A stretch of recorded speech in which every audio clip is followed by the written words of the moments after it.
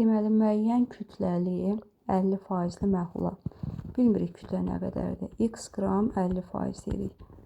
Kütləsi 10-dan 5 dəfə çox olan, yəni x-dan 5 dəfə çox olan 5x 20%-də. Əlavə etdikdə alınan məhlulda həll olan maddənin kütlə payı.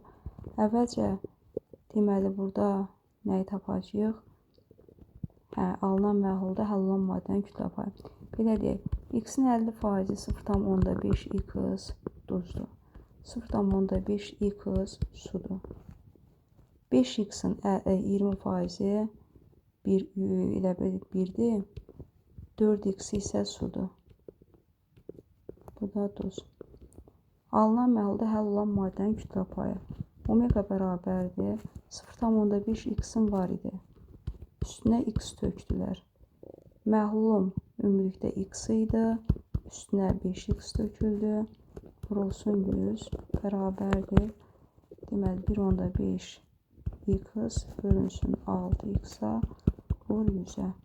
Deməli, x-lar gedir. 6 ilə 15-i ixtisar edilsə, burada 2 qalsın, burada 5. 2 ilə 10 ixtisar geçsin 5. Bu da eləyəcək 25.